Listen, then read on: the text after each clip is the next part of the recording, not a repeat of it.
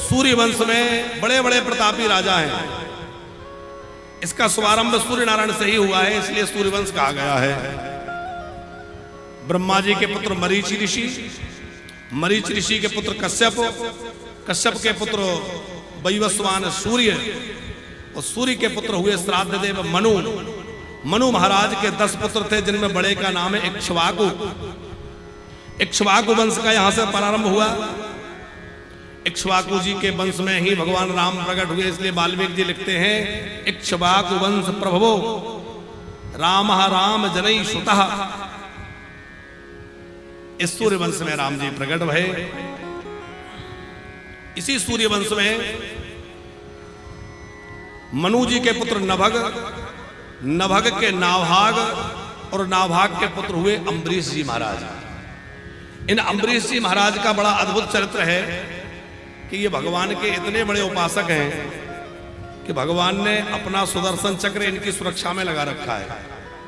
और दुर्वासा जी इनके यहां पधारे, और दुर्वासा जी ने इनकी भक्ति को प्रकाशित करने के लिए एक लीला करी।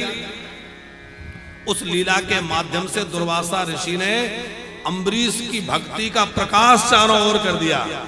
हर कोई कहने लगा अम्बरीश जी जैसा भगवत भक्त कौन होगा। राजा अम्बरीश 7 दीपवती पृथ्वी के एक छत्र सम्राट थे, माने सारी भूमंडल के अकेले राजा थे।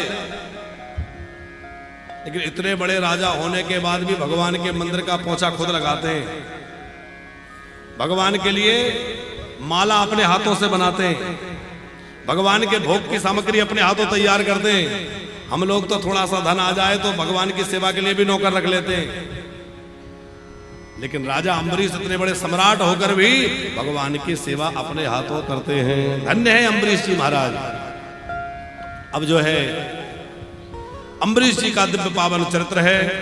इसी वंश में सगर महाराज हुए, सगर के पुत्र हुए असमंजस, असमंजस के अंशुमान, अंशुमान के दिलीप, दिलीप के भगीरथ हुए, और भगीरथ जी गंगा जी को लेके आए, इसलिए गंगा जी का एक नाम भागीरथी हो गया। बोलो भागीरथी गंगा मैया की। इसी वंश में खड़वांग नाम के राजा हुए, उनके दीर्घबाहु, दीर्घबाहु के रघु, रघु के अज, और अज के पुत्र हुए महाराज दशरथ। और दशरथ जी का नाम आप सब जानते ही हैं। रामचरितमानस के माध्यम से हम लोग राम जी के जन्म की थोड़ी कथा सुने। अवधपुरी रघु कुल मणि राव, अवधपुरी रघु कुल मणि राव, वेद वेदित तेहि दशरथ नाम, वेद वेदित दशरथ राव, धर्म धुरा धरा गुण निधि ज्ञानी, धर्म धुरा गुण निधि ज्ञानी, हृदय भगति मति सारंग वाणी, हृदय भगति मति सारंग पानी। सरयू जी के तट पर बड़ी सुंदर नगरी है जिनका नाम है अयोध्या। सरयू जो है, सारी पृथ्वी पे जितनी नदियां हैं, इन सारी नदियों में सबसे प्राचीन नदी कौन सी है? सबसे प्रथम नदी है श्री सरयू जी। इनका संबंध जो है भगवान से है। जैसे गंगा जी भगवान के चरणों से निकली, तो सरयू जी भगवान के नेत्रों से निकली। ब्रह्मा जी को भगवान ने चतुश्लोकी भागवत आदि का उपदेश किया, तो ब्रह्मा जी को जब भगवान ने अपनी भक्ति का चतुश्लोकी भागवत का उपदेश किया, तो ब्रह्मा जी के अंदर भगवत भाव प्रकट हो गया। ब्रह्मा जी के अश्रु धारा वही, और वह ब्रह्मा जी के अश्रु जो है वह एक सरोवर के रूप में प्रकट हो गए। पहले उनका नाम हुआ मानस सरोवर, और बाद में मानस सरोवर का ही नाम हो गया मान सरोवर। उसी से एक धारा निकली जो महाराज दशरथ के पूर्वज अपने कल्याण के लिए अपनी नगरी में लाना चाहते थे। तो मान सरोवर की एक धारा लेकर आए और वह है सर से जन्म होने से नाम हो गया सरजू। सरयू नदी बड़ी विलक्षण है और नदियों की उपमा तो गोस्वामी जी ने अथवा व्यास जी ने अथवा अन्य अन्य ऋषियों ने दी है, लेकिन सरयू जी के लिए कहीं ऐसा नहीं कहा कि और नदियों से की तुलना सरयू जी से करियो। क्यों? बोले सरयू जी जो है सबसे श्रेष्ठ और बड़ी अद्भुत महान नदी है, द्रविभूत राम जी का ही स्वरूप है।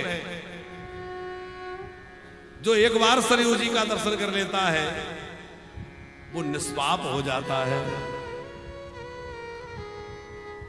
60,000 वर्षों तक गंगा जी में स्नान करने से जो पुण्य प्राप्त होता है, स्कंद पुराण वैष्णव खंड में लिखा है कि 60,000 वर्षों तक विधि पूर्वक कोई गंगा स्नान करे, उसका जितना फल प्राप्त होता है उतना सरयू दर्शन करने मात्र से प्राप्त हो जाता है।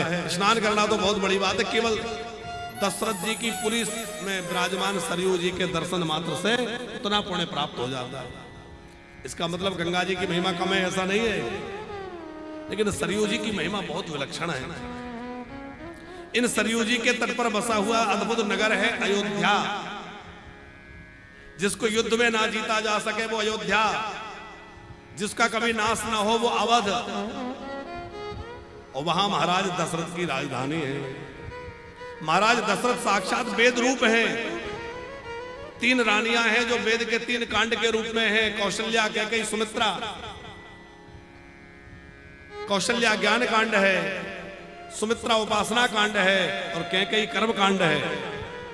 और वेद के 4 कांडों का आश्रय लेने से, 3 कांडों का आश्रय लेने से 4 फल मिलते हैं, धर्म, अर्थ, काम और मोक्ष। तो दशरथ जी के यहां कितने पुत्र हुए? 4 पुत्र हुए। महाराज दशरथ के यहां कोई संतान नहीं थी, चौथापन आ गया तो मन में गिलानी हुई। और गिलानी हुई तो कहां गए? आपके जीवन में जब कोई संकट आए तो कहां जाएं? गुरुजी के घर। गुरु ग्रह गए हो तुरंत महिपाला, गुरु ग्रह गए हो तुरंत महिपाला। चरण लागी कर विनय विशाला, चरण लागी कर विनय विशाला।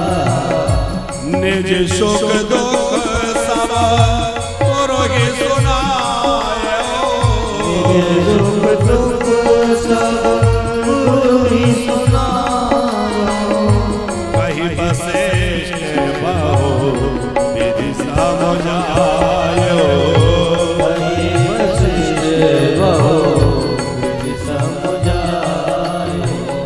महाराज दशरथ ने वशिष्ठ जी से जाकर के अपने मन की बात रखी। गुरुजी, चौथापन आ गया, अभी तक कोई उत्तराधिकारी इस राजगद्दी को नहीं मिला। और दशरथ जी के मन का भाव यह है कि भगवान ने कहा था पुत्र बन के आऊंगा, अभी तक तो आए नहीं। महाराज दशरथ की बात सुनकर गुरुजी बोले धरा हो धीर। बोले महाराज धैर्य धारण करिए। दशरथ जी बोले कब तक धैर्य धारण करें? धैर्य धारण करते करते बुढ़ापा आ गया, चौथापन आ गया। वशिष्ठ जी बोले चौथेपन तक धैर्य धारण किया है तो 1 नहीं, 2 नहीं, 3 नहीं, कितने पुत्र होंगे? धारा हो धीर हो हहि सुचारे, धरा हो धीर हो हहि सुचारे। प्रभु बन वेदेता भगत भयहारी, प्रभु बन महिमा भगत भयहारी। धरा हो धीर हो हहि सुचारे, धरा हो धीर हो हहि सुचारे। धैर्य धारण करो, तुम्हारे चार पुत्र होंगे। अब अपने मन की बात गुरुजी से रख दी तो गुरुजी ने क्या किया, आगे की व्यवस्था गुरुजी ने जुटाई। श्रृंगी ऋषि को बुलाने कौन गया? श्रृंगी ऋषि वशिष्ठ बुलावा, श्रृंगी वशिष्ठ बुलावा, पुत्र कामो शुभ यज्ञ करावा, पुत्र कामो शुभ यज्ञ करावा। महाराज दशरथ जी ने श्रृंगी जी को नहीं बुलाया, वशिष्ठ जी ने बुलाया। और वशिष्ठ जी के बुलाने से श्रृंगी ऋषि पधारे। बड़ा सुंदर पुत्रेष्ट यज्ञ हुआ। सरयू जी के किनारे पर बड़ी विशाल यज्ञशाला बनाई गई। सुंदर यज्ञ संपन्न हुआ और यज्ञ की समाप्ति में अग्नि नारायण भगवान प्रकट हुए। यज्ञ साक्षात भगवान नारायण का स्वरूप है और यज्ञ की बड़ी विशेष महत्ता है। अभी हम लोगों का जो गुरु पूर्णिमा महोत्सव है,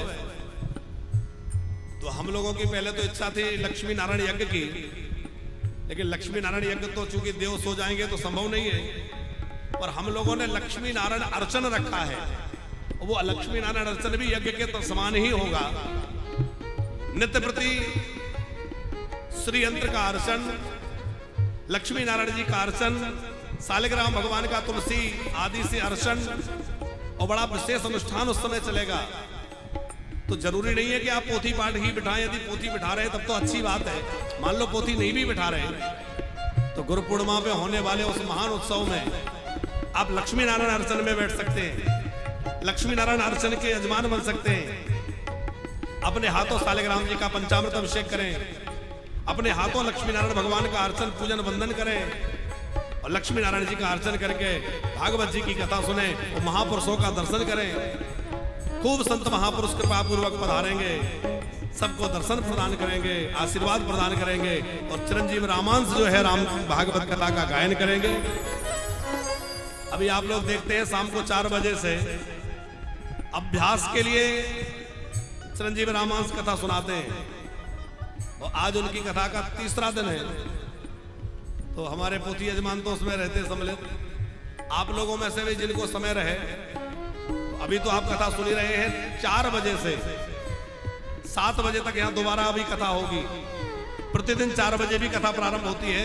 तो आप लोगों में से जितने लोग सुनना चाहें, जो घूमने ना जाएं, तो 4 बजे आइए। 4 से 7 बजे तक खूब कथा का आनंद लीजिए। अब जिनको दर्शन करने जाना है वो तो दर्शन करें, और जो नहीं जा रहे वो कथा सुने। अभी क्रूज में भी जो हमारी राम कथा थी, तो वहां भी चिरंजीव रामांश ने राम कथा कुछ सुनाई, वहां भी कथा का आई क्रूज में। और बड़ी बात तो यह है कि संतों का खूब आशीर्वाद मिल रहा है, क्योंकि संत बड़ा लाड़ करते हैं। कल हम रात्रि में हमारे ब्रज के महान विभूति भागवत भास्कर परम श्रद्धेय पूज्यपाद श्री कृष्णचंद्र ठाकुर जी के पास बैठे थे। आमंत्रण के लिए रात में गए, तो पहले तो वो तिथि देख करके बोले कि महाराज हम इसमें नहीं आ पाएंगे, क्योंकि 3 से 10 तारीख तक ही हमारा उत्सव है। पोगला आश्रम में बहुत बड़ा आयोजन है। बोले हम तो नहीं आ पाएंगे, पर हमारी शुभकामनाएं। लेकिन जैसे ही उन्होंने देखा कि कथा रामांश करेंगे, अरे बोले चिरंजीव रामांश करेंगे तब तो हम पक्का आएंगे, चाहे एक दिन हमें अपनी कथा सवेरे करनी पड़े। उन्होंने इतनी बड़ी बात कही। बोले अच्छा चिरंजीव रामांश कथा करेंगे तब तो हम पक्का आएंगे, चाहे पर हमें अपनी कथा एक दिन सवेरे करनी पड़े, चाहे जो हो, पर एक दिन अवश्य हम पहुंचेंगे। और ऐसे हमारे पूज्य मनुख पीठ वाले गुरुदेव भगवान, जैसे उन्होंने देखा चिरंजीव रामांश कथा सुनाएंगे, बोले फिर तो हम बाबा, चूंकि गुरु पूर्णिमा है, महाराज जी की बड़ी व्यस्तता रहती है, और महाराज जी ने जैसे देखा कि चिरंजीव रामांश करेंगे तो बोले फिर तो हम निश्चित आएंगे। ऐसे सब महापुरुष खूब कृपा कर रहे हैं, खूब दुलार देते हैं, बालक पर सबका खूब स्नेह है। तो आप लोग भी अपना स्नेह प्रदान करें और सब लोग 3 जुलाई से 10 जुलाई तक होने वाले उत्सव में सम्मिलित होकर के उस उत्सव को खूब दिव्य भव्य और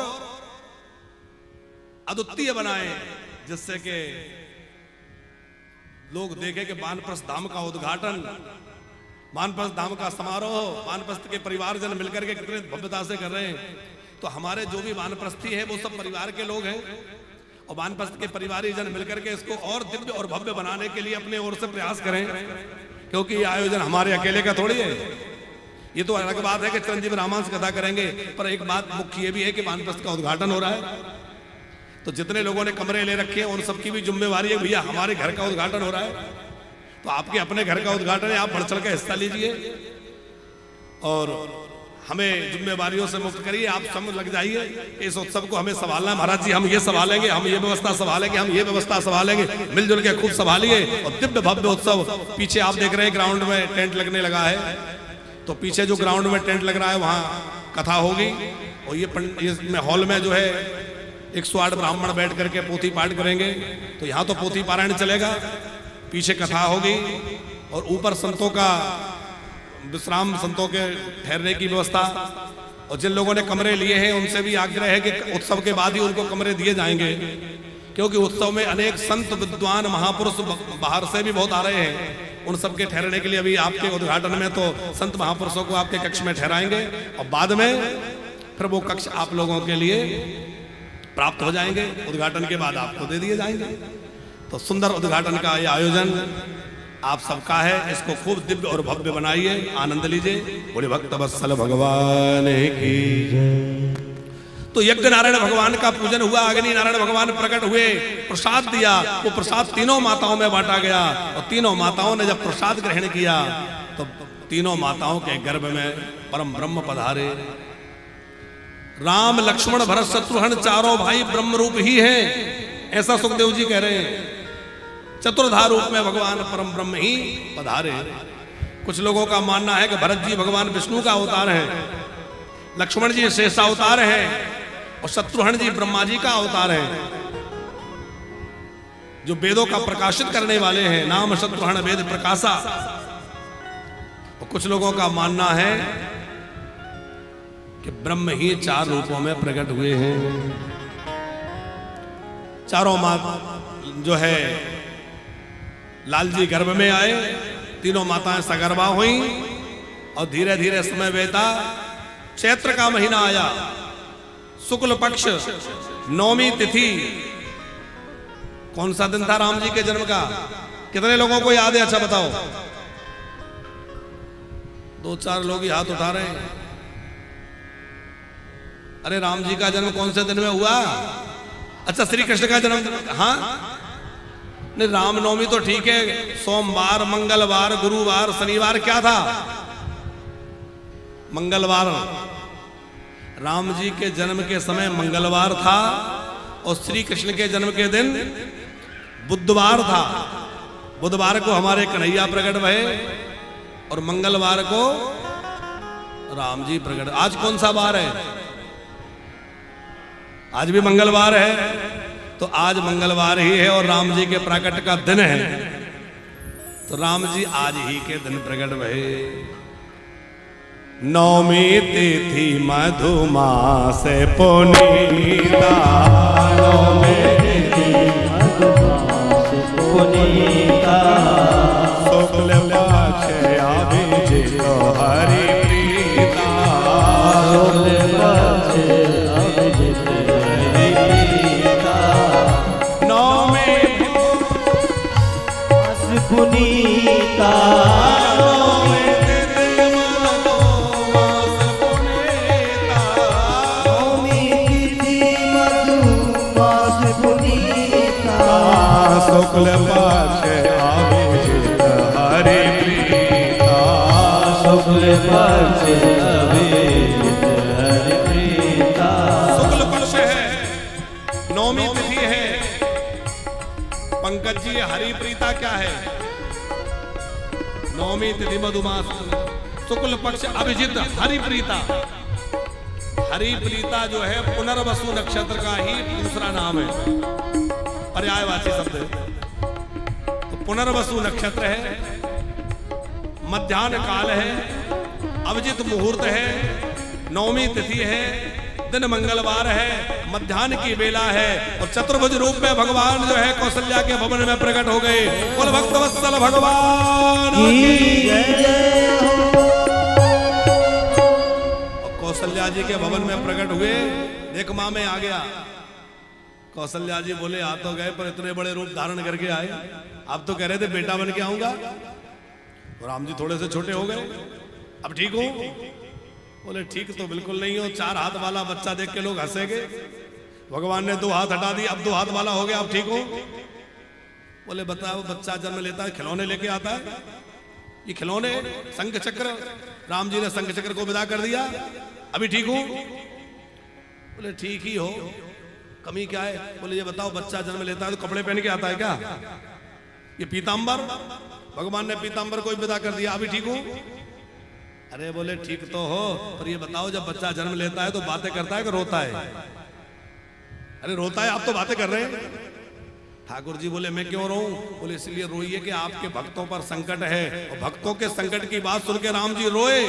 छोटा सा बालक बन के इतना रोए कि बस रोते ही गए। सुनी बचन सुदाना रोदन ठाना, ठान लिया अब तो खूब रोएंगे, क्योंकि रोने वालों से कह दो उनका भी रोना रो ले, जिनको हालात मजबूरी ने रोने नहीं दिया।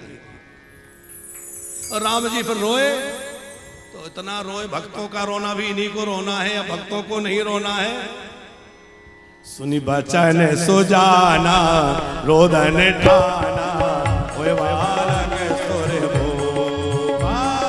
बचन सुजाना रोदन ठाना, ओए बालक सुर भूपा।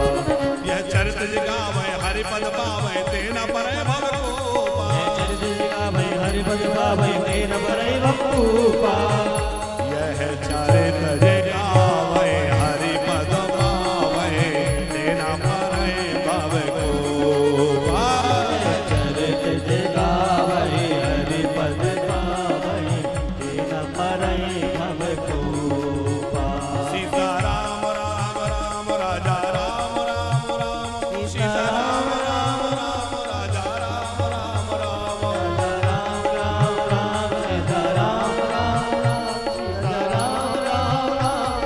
राम राम।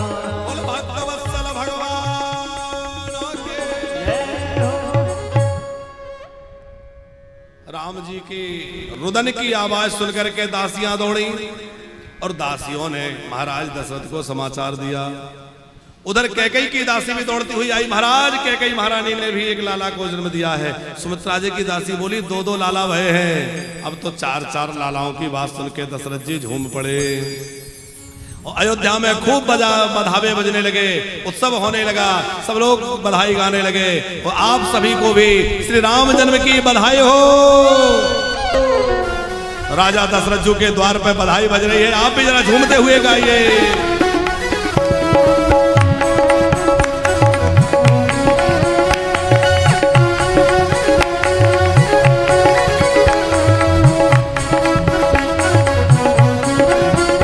राजा दशरथ जो के द्वार नामत बाजे रहे। दशरथ जो के द्वार नौबत बाज रहे। राजा दशरथ जो के द्वार नौबत बाजे रहे। दशरथ जो के द्वार नौबत बाज रहे। बाज रहे सखे बाज रहे। बाज रही सखी बाज रही। बाज रहे सखे बाज रहे। बाज रही सखी बाज रही। और राजा दशरथ जो के द्वार नौबत बाजे रहे। राजा दशरथ जो के द्वार नौबत बाज रहे।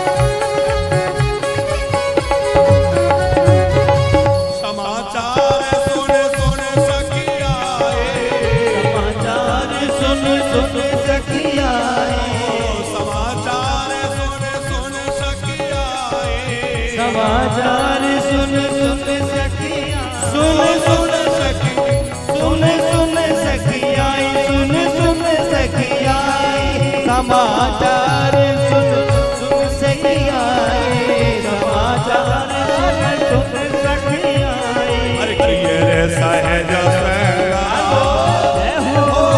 किए रे सहज श्रृंगार नावत बाज रहे राजा दशरथ जो के द्वार नौबत बाज रहे ओ राजा दशरथ जो के द्वार नावत बाज रहे राजा दशरथ जो के द्वार नौबत बाज रहे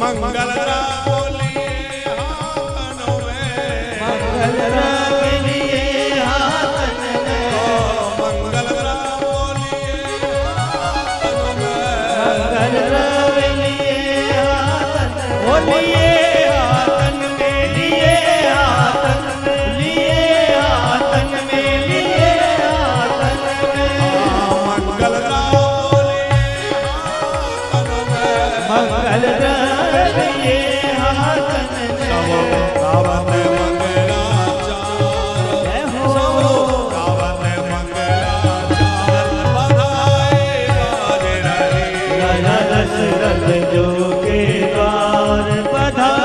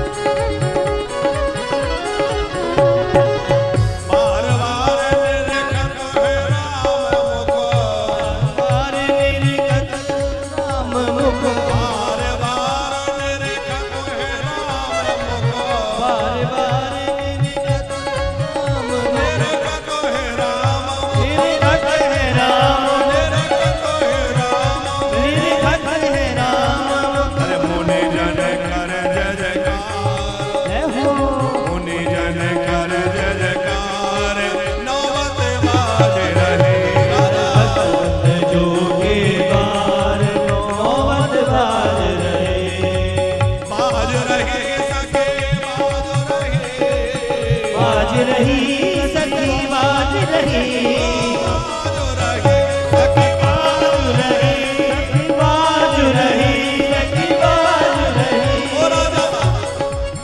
राजा दशरथ जो के द्वार नौबत बाज रहे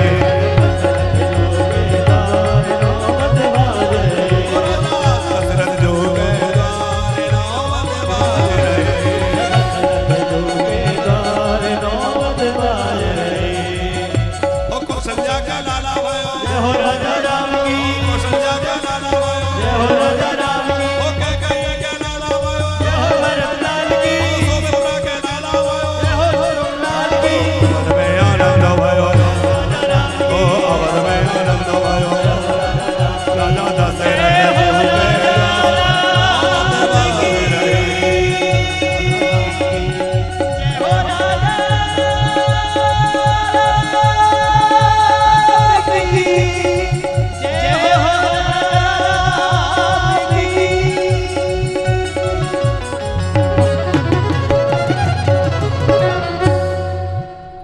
हो राजा दशरथ जो के द्वार नौबत बाज रहे राजा दशरथ जो के द्वार नौबत बाज रही। बड़ा अद्भुत श्री राम जी के प्राकट्य का उत्सव अयोध्या में मनाया गया। बड़ा विलक्षण, जिसमें तीनों लोकों में जय जयकार होने लगी। देवता पुष्प वर्षा कर रहे हैं, महादेव भी दर्शन करने पधारे हैं। बड़ी सुंदर कथा है। फिर राम जी की कथा को 2 अध्याय में सुखदेव जी ने संक्षिप्त रूप में वर्णन किया। केसर चारों लाल जी का जातकर्म संस्कार हुआ, उत्सव मना और फिर नामकरण संस्कार हुआ।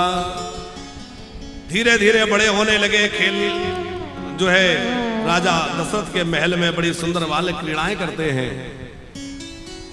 महलों से बाहर निकल के खेलते हैं। नर नारी देख देख के मुदित होते हैं। चारों लाल जी का यज्ञोपवीत संस्कार, गुरु वशिष्ठ के द्वारा विद्याध्ययन, फिर विश्वामित्र जी के साथ राम लक्ष्मण जी का वनगमन और वहां जाकर के ताटिका का उद्धार करना, मारीच सुबाहु पर कृपा करना, विश्वामित्र जी का यज्ञ संपूर्ण कराना और फिर जनकपुरी पधारे। और जनकपुरी में जाके बड़े बड़े राजाओं का मान मर्दन करते भय सीता राम जी हो गए। लौट कर आए तो राज्य तिलक की तैयारी के बाद वनवास, और वन में जाकर अनेक ऋषि मुनियों पर कृपा करते भय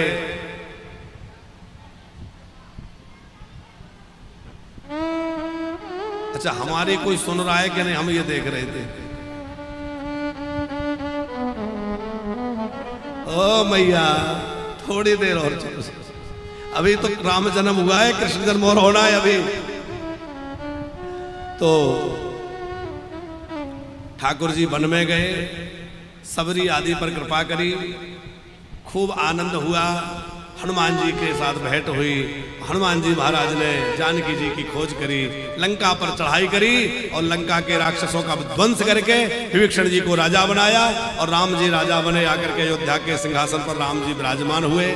बड़ी संक्षिप्त राम कथा हमने आपको बस स्मरण करके सुना दी। आगे राम जी कृपा करेंगे तो फिर खूब 9-10 दिन तक राम कथा ही सुनाएंगे।